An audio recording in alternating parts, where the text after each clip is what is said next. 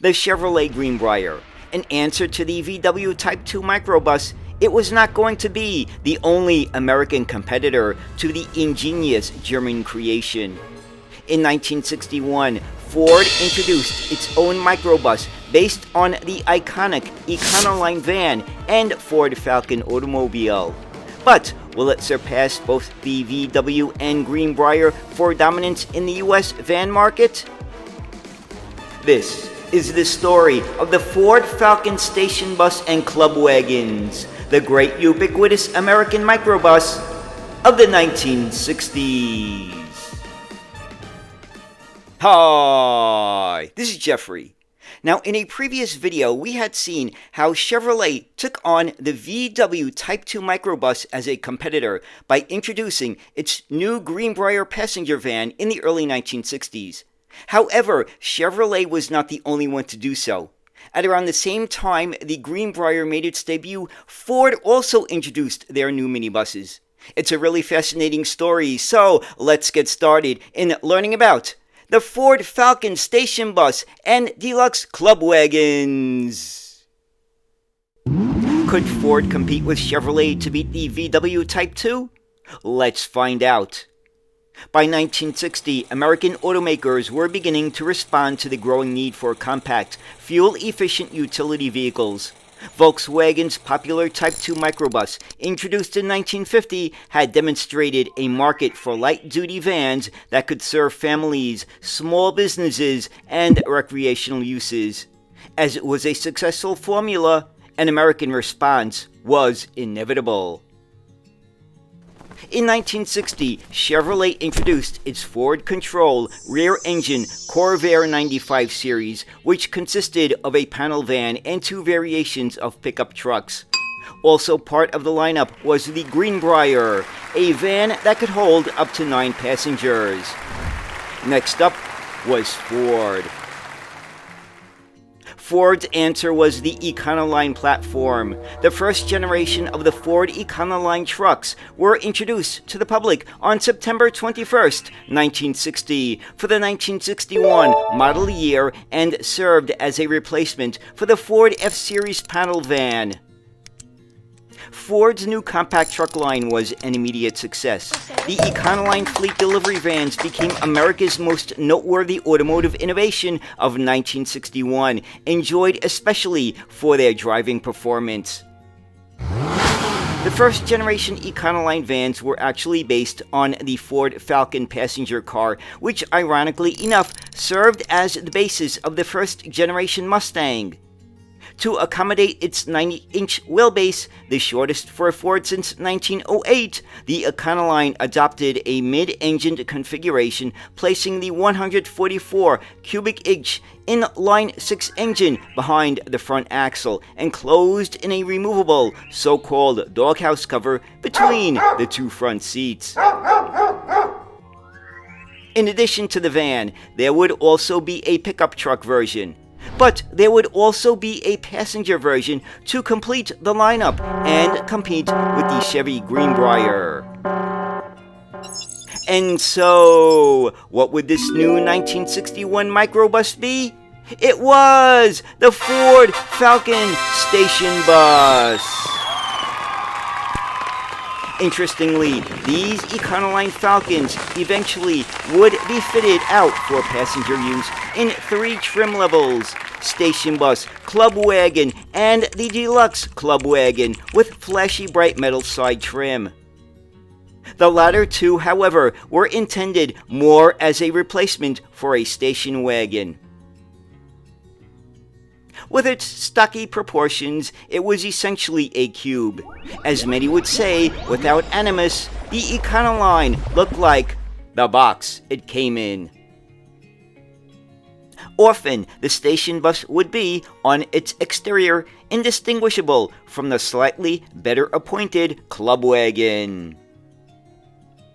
Though compact, all 3 passenger varieties found a wide range of uses. Families used them as road trip vehicles, recreation and scout groups adopted them for troop transport, and small businesses purchased them as multi-purpose carriers.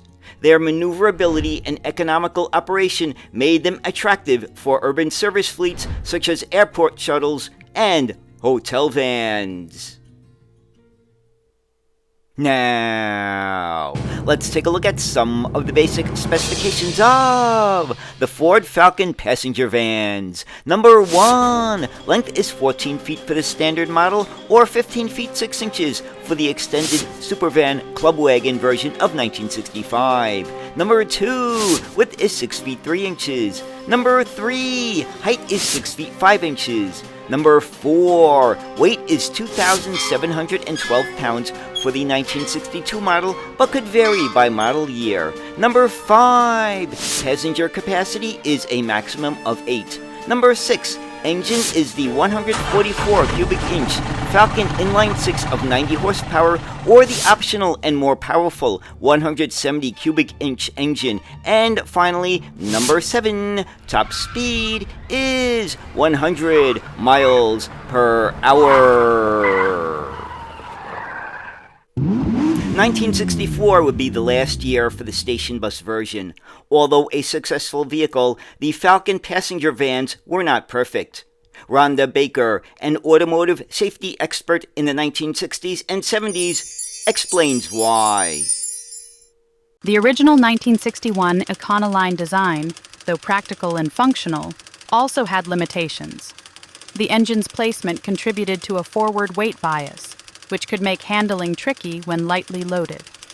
With the driver seated forward of the axle and with little frontal structure, safety in collisions was limited. However, the motor up front or partially in front allowed the rear door to actually function as an entryway for anything, unlike the Greenbrier's raised rear. Nevertheless, for its time, the vehicle represented a major shift toward compact practicality and interior efficiency. The 1964 Deluxe Clubwagon expanded the standard Falcon wagon's functionality. A 1964 Clubwagon concept vehicle was quite futuristic, but never produced. And in 1965, the extended Supervan version, which was 18 inches longer, made its appearance. Families benefited from the fold-down rear seats, a rear lift gate, and generous interior space. Additional trim details and upgraded upholstery distinguished it from base models. And similar to the Chevy Greenbrier, camper conversion kits were also available. In total, 104,235 station buses and club wagons were built between 1961 and 1967 when production of the first generation ended. And there's even a combo 1964 Ford Clubwagon and a 1974 Firecall 2100B Snowcat that once sold on Craigslist.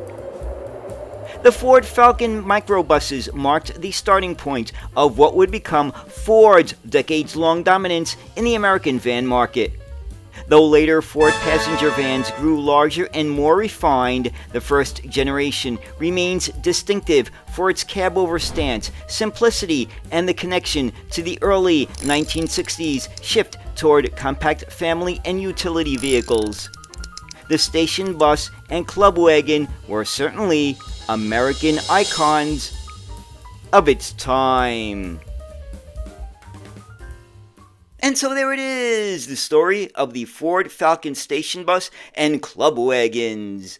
So do you have a favorite story on one of these vehicles? I'm sure you do, because reading the comments on the Greenbrier video was pretty interesting. So anyway, I hope you enjoyed this look at the Ford Falcon minibuses. And as always, thank you so much for watching and have a great day. Bye.